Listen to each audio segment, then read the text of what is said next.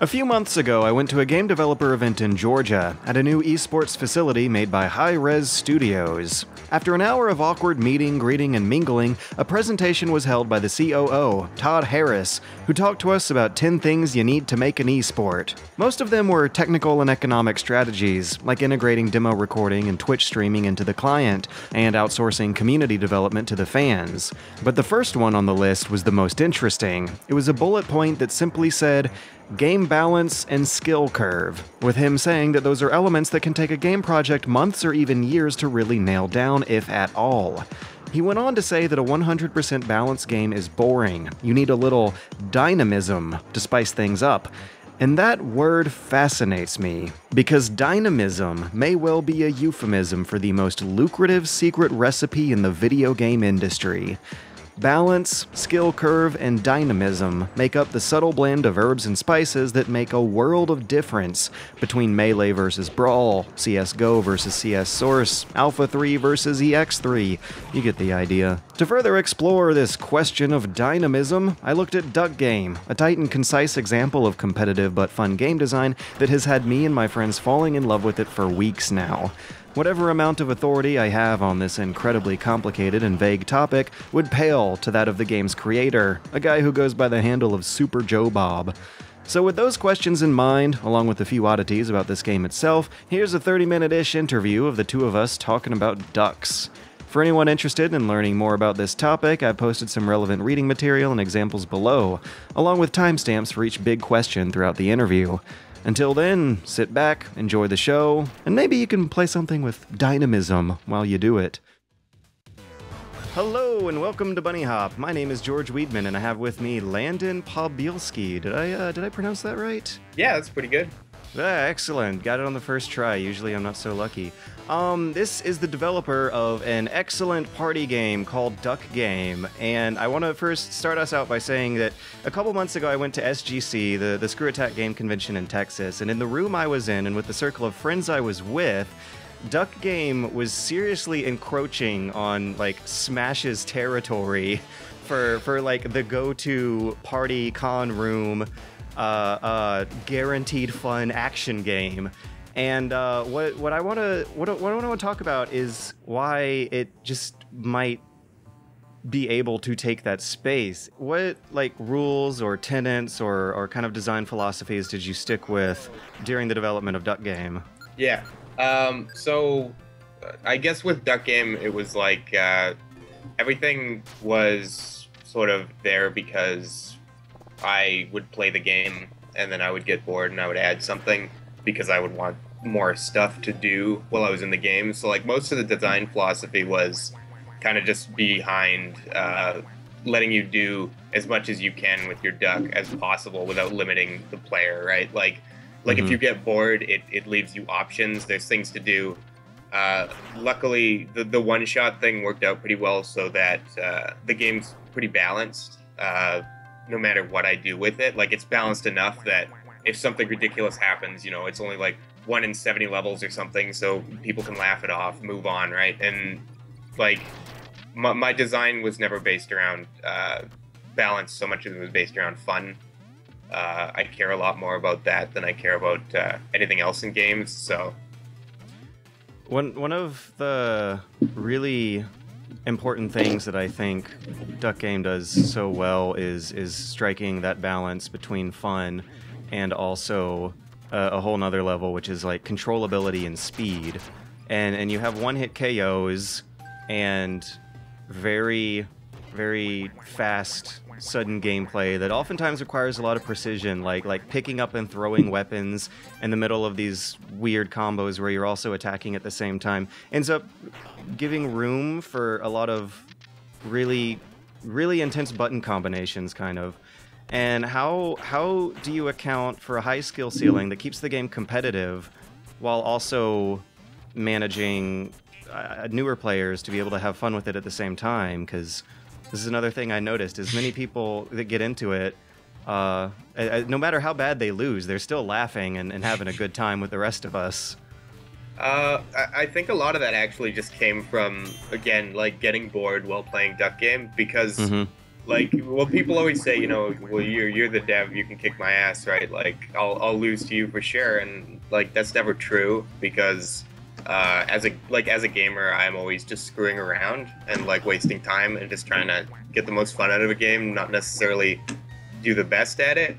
So like a lot of stuff in Duck Game, right, is just there for screwing around. And like I mean there's the fire weapons where everyone's just on fire for no reason, and like chainsaws where you're zooming around, and like just lots of, there's enough stuff, right, where no matter how good you are at the game, it's almost like I feel like it kind of the one-shot thing makes it like if you were actually dealing with people who had weapons and things like that, like no matter how good you were with your weapon, somebody's like novice fuck up could really screw with you if you didn't know what they were going to do, like if you couldn't expect their actions.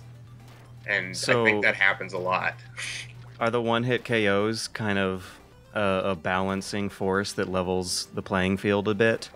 Oh, I would say big time. Like, the one-hit thing was able to make it so that I could do all kinds of fun stuff without having to worry about, oh, this weapon's broken now, or this one strategy beats all other strategies. Like, because, every level's different, has different things to one-shot people with.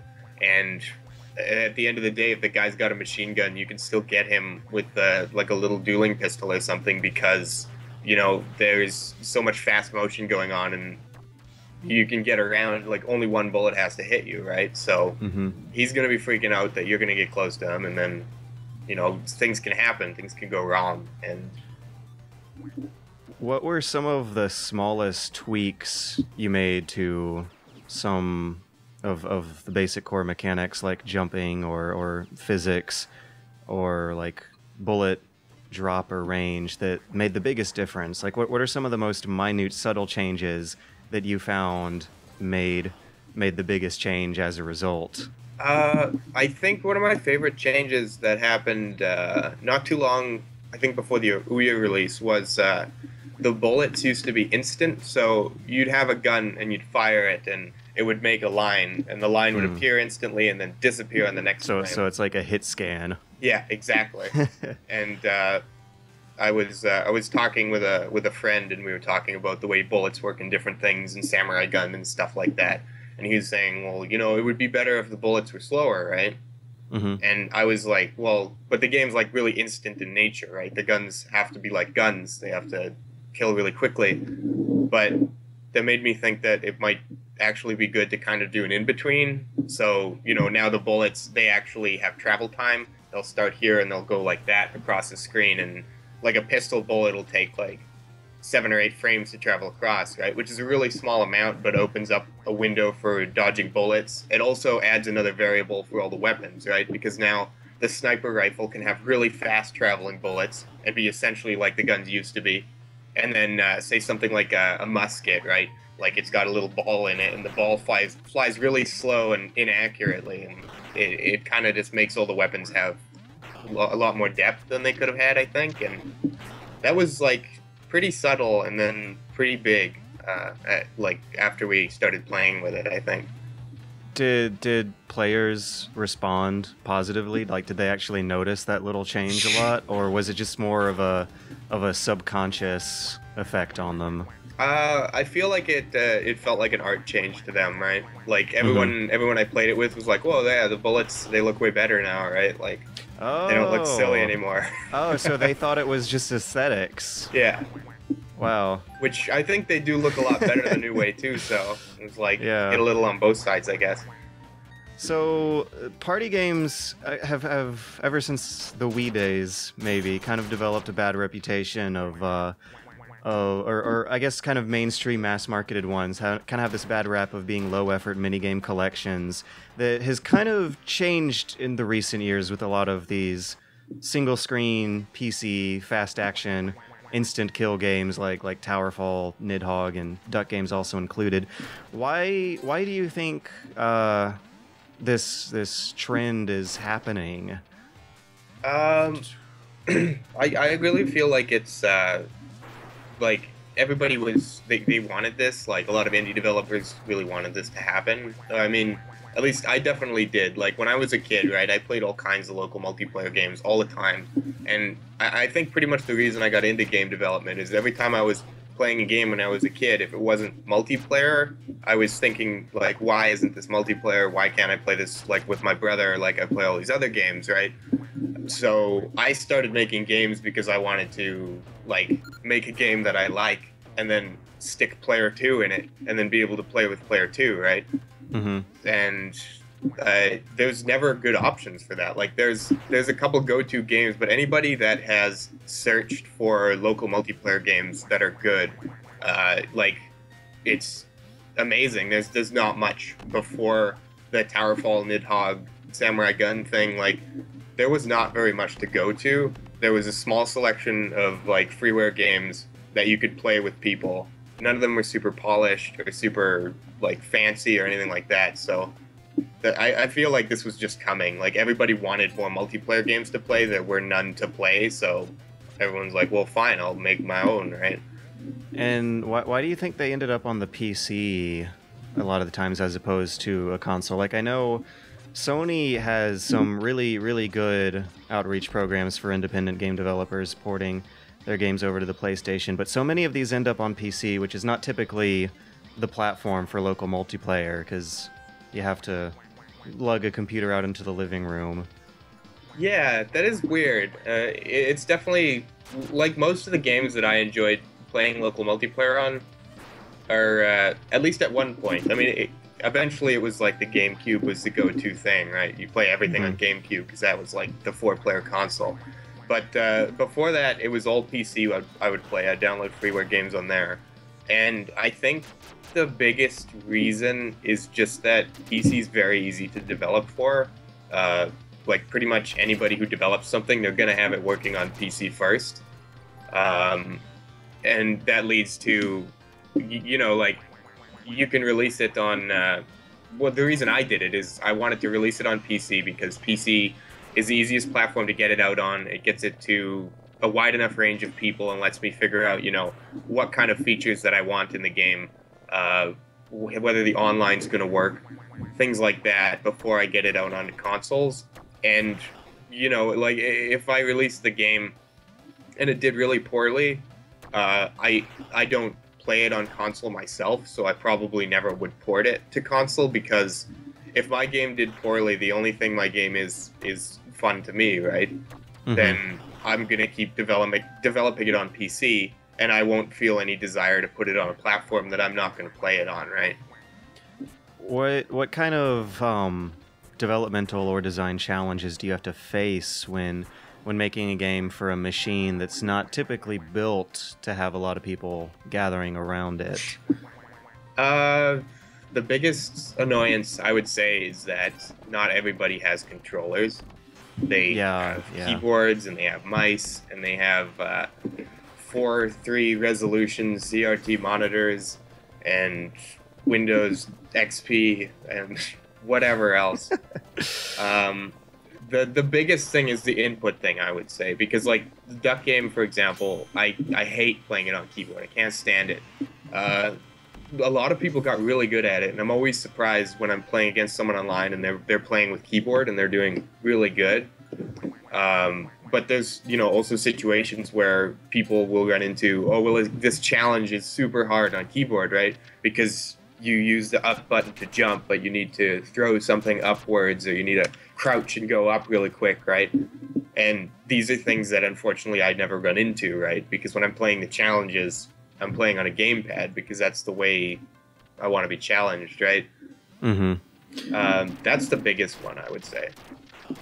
So why did you choose to develop a multiplayer party action game, which is probably going to have a much less limited audience, over a single-player game?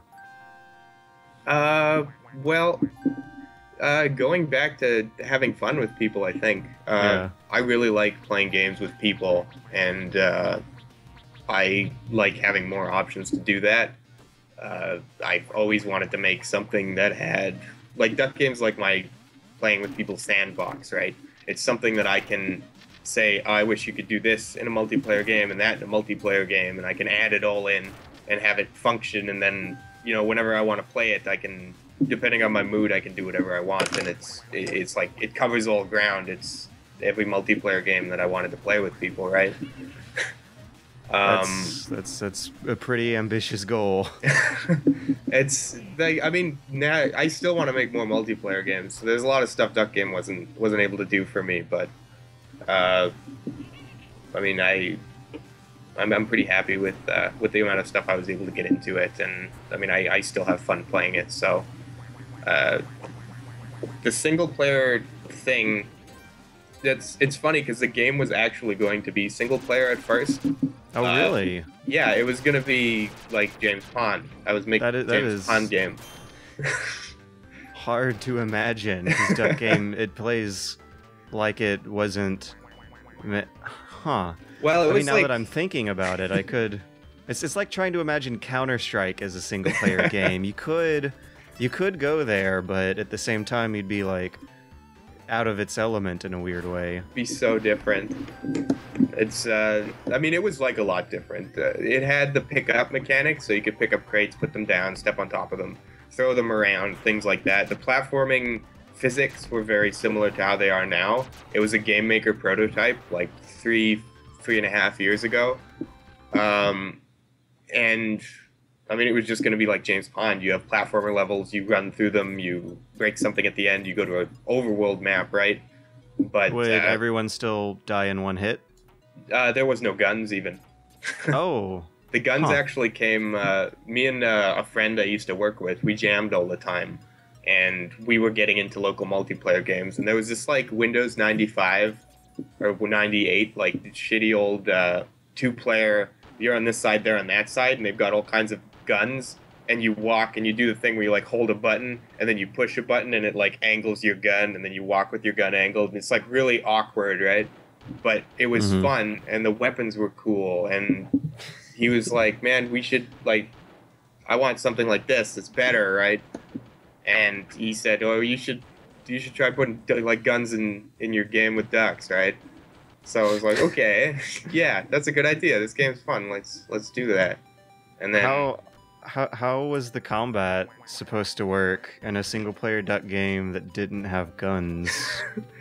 That's actually a part that I never really. I mean, I was thinking, right, you jump on the heads of things. It was like gonna be the first like single player platformer I ever took very seriously. So it was in early design phases. Like I was focusing more on the platforming controls and physics and things like that at the time.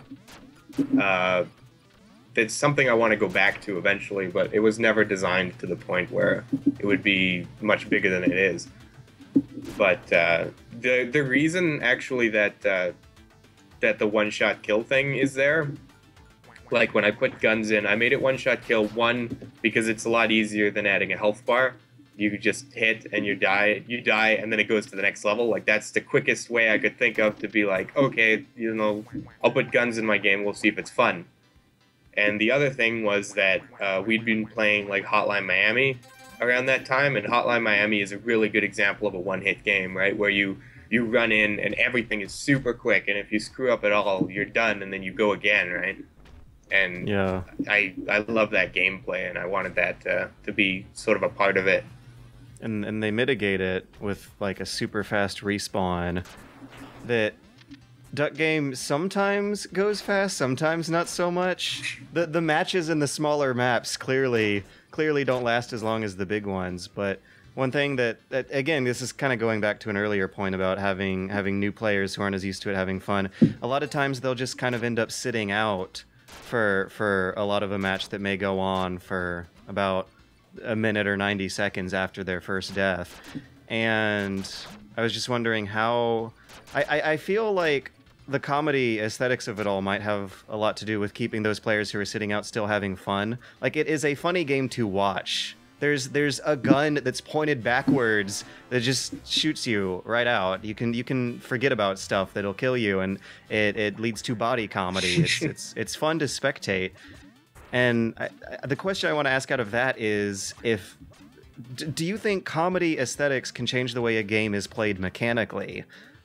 Like if that might manifest itself into a less serious, less competitive playstyle from the people sitting down and playing it. Absolutely. Like, I think that the way that Duck Game presents itself does lead to a lot more, like, a lot less serious competitive nature and more sort of, I'll be competitive, but I'm ultimately here to have fun sort of thing. Because, like, yeah, like, there's always really wacky stuff going on. There's things in the game that you have the power to prevent, but a lot of times can't seem to find a way to prevent, like getting lit on fire and things like that, right? Like, it just comes up and you think you've got it figured out, and then one of a million things goes wrong, and then you're in flames or you got crushed, and I think it makes everyone take it a little less seriously, right? Because they can get the kills most of the time, but every now and then it's just not going to work out for them, and it sort of like lets them step back a little, I think. And for hazards that are a little harder to prevent, like catching on fire, you still have a way out of it. After you're on fire, you can run towards the other players and catch them on fire and keep them from getting their point. So there's actually one thing I like doing is when you're on fire, if you jump up at just the right time, like when your body converts into a cooked duck. The cooked duck will actually crush people, so... Oh my god, really? Yeah, so if there's like one person left, you can time it just right and launch your duck like on top of them and kill them with your last... And everyone sitting around would just... The crowd would love it. So I always go for that, like, because if you don't light them on fire within like about a second or two of you getting lit, right, you're not gonna have time, they're gonna get their point, so it's worth trying to crush them. That is some, like, deep, high-level duck gaming. It's really hard. I've only done it, like, a half a dozen times, but when I do, I'm really happy. That's amazing. That all of these... just, like, a little visual quirk like that. Like, turning into a plate of roast duck is actually a legit gameplay strategy if you get lucky. Oh, man. Okay, so the next question's kind of shifting gears a bit. Why does the computer always hate your match results? Oh man, you noticed that. I've played plenty of Duck Game over the past couple months, and the computer is just always such a critic. We were playing yesterday, and we got the computer to say it was mildly entertaining, and I was blown away because I don't remember the last time that happened. Well, you put it in. Did you like forget about it? It's like that number, it was something that I was tweaking a lot and changing constantly because it takes a lot of things into account, and it never quite got to a point where I liked it because it doesn't scale. Like, things were either way too awesome or not awesome enough. There's no in between. Are you comfortable with divulging the secrets of how this thing calculates how shitty it thought your match was? Yeah, it's pretty simple, actually. Like, there's a lot of, what's simple and weird and complicated, too. Because there's a lot of things you do, right? Like, there's the coolness calculation of the hotness at the end, right? Where everyone gets a score, and sometimes the winner isn't the winner in that screen. That stuff's based on tons of little things, like, there's all kinds of cool little things you could do. If you crush somebody, you get hotness points. If you disarm somebody, you get hotness points. If you disarm somebody and then grab their gun out of the air, that's like a multiplier. Then if you kill them with that gun, that's like triple multiplier for coolness points. Throwing keys off the level is not cool. And stuff like that all contributes. And then just the amount of... The highlights, when they're calculated, the amount of shit moving around and like the score that they got to make them a top highlight, it's the coolness combined with that all put together and then like put onto a chart. The coolness meter always seems a good deal more fair than the computer saying things or ugh or really boring. I think one time I saw it say I fell asleep. So what do you have to do if you're comfortable exposing the secrets? What do you have to do to make the computer like you, or at least give you like mildly entertaining? I don't even. It's like so obscure and obfuscated Like, even I don't know how to get a good score on it anymore. Like, mildly entertaining is the best score that I've gotten on that computer in so long. Are there better scores you put in there? Oh yeah, that you've there's just like never a seen? dozen better scores that never come up. Really? Because I've seen like 4 bad ones. There's Oh my some really gosh. good ones. Like I there's really like need to work on the duck nonstop game. frantic action and stuff like that. Wow. But like I think the meter, like every time I would change it, right, it was always, whoa, that was amazing. This is the best thing ever. So I toned it down, and then it was too little, and then too much, and too little, and I would change it every time, and there was so much going on in development that it never got to a point. And when I finally got it to the point where it was like always boring, but sometimes less boring, I was like, okay, well, this is better than it's been at, so... Do you think that's something you might change in a patch? Because it does add like another little element of comedy to it. It has its merits, where John Mallard in the coolness meter thinks you're such cool guys, but he's like referencing this computer who's just never impressed. Because I guess it's some like all-knowing HAL 9000 thing that's just patronizing you puny humans. I would like to keep it very really very not nice. Very harsh. But I do want to change it a bit. I would like to make it more possible to get better scores, because like I would like there to be some mystery to it, right? Like sometimes it'll pick a highlight and I'll see it and I'll think, oh, that's cool, but I don't understand why the computer picked it, right? Mm-hmm. And I mean, I would like more things where I don't understand why the computer gave us such a good score. Because there's so many things going on in every duck game match, right? That all of it comes down to a bunch of little calculations that go on while it's playing. And I think it's fun to think back and see, oh, well, the computer thought that was really cool. So, you know, what went on that match that was so cool that didn't go on before, right? All right, so a couple last questions to finish up. A lot of fans want to know, the people are asking, what was it like publishing with Adult Swim Games? I would say it was really positive, like very positive experience. They were able to help me out when I was running into money troubles, being an independent developer with no job and working only on Duck Game. They were able to help me out. They give good feedback. Like every build I gave them, they would tell me what was great, what was wrong, and the best part of all of that was that you have complete control to say, I don't like that, I'll keep it the way it is. Like they would never say, change your game to do this right now, no choice for you kind of thing. Like it was all up to you. What do you think are their criteria for picking projects to publish? Like it seems like a really weird publisher, because I mean the channel on Cartoon Network, Adult Swim, is geared towards animation that has a more older audience. It's a little more blue and explicit, but a lot of games that they publish, including Duck Game, are pretty I guess mild in times. Like I would imagine if it was an ESRB rating, it might probably get a very like low soft T, whereas stuff on the Adult Swim show, the channel itself, are very far past that territory. And besides being like 2D and generally clever, sometimes they have an element of comedy to them, sometimes they don't. I've just always wondered, what is their theme? Honestly, as far as I can tell, I think their theme is just like find an indie game that they think is really good and publish it.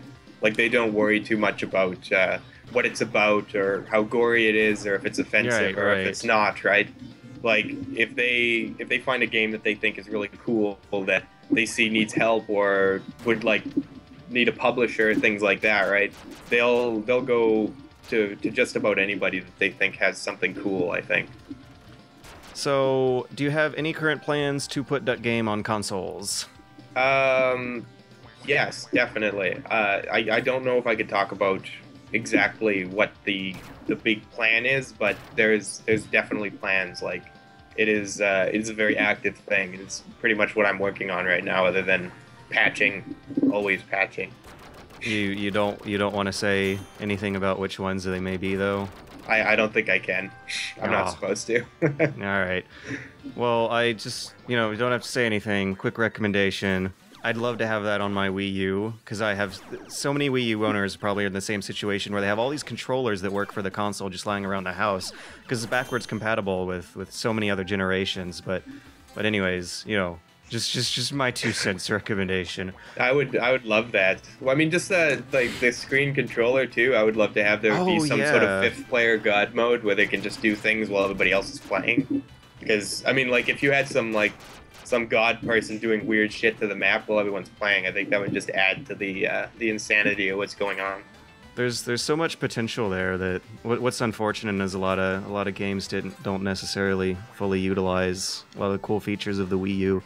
But I don't know. I'm like coming at it from kind of sort of a fanboy perspective. So for whatever's that worth, that's what I would love to see in the future, if at all possible. Well, it's like if we lived in a universe where it was just the Wii U, then we would probably have a lot cooler Wii U games because everybody would be forced to use the hardware, right? Yeah. They would say, yeah. oh, well, this is what we have, we might as well make it really cool in what we have because, we don't have to, like, the reason I think you don't get cool stuff on that screen is because everyone's saying, oh, well, we need it to run on, like, PS4 and Xbox, too, so those don't have screens, so we're not even going to bother, right? And it's like, well, that's just, like, sad because now nobody's using the screen. I enjoyed Zombie U, and I guess I can't necessarily be sad that they're porting it to the other consoles, but there's so many unique features about that game that just are going to get lost in the translation. I don't know if you've heard about... We played the demo a lot. That's a game I was seriously considering getting and never ended up. It was a good demo, too. But, alright, back on topic anyways. Last but not least, why ducks? It could have been anything game, but it was duck game. It could have been ferret game. That was absolutely, completely 100%, I think, because I like ducks, and ducks are cool. Like I said, I was making a James Pond game originally, right? Right, and right. James Pond is some fish creature thing with legs that walks around and does things, and I had started making a James Pond game when I was a kid that had 360 movement, and I needed to figure out what the character was going to be, so I thought, well, all the games that I like seem to have animals as characters. There's like Sonic and James Pond and Bubsy. They're all animals, right? So I figured, well, my favorite animal's a duck, so, mine will be a duck. Because I can't even think of a game where you play as ducks other than maybe DuckTales. And that just kept, like, when I started making it 3.5 years ago, I figured, okay, well, I still like it being a duck, so I'll make it a duck.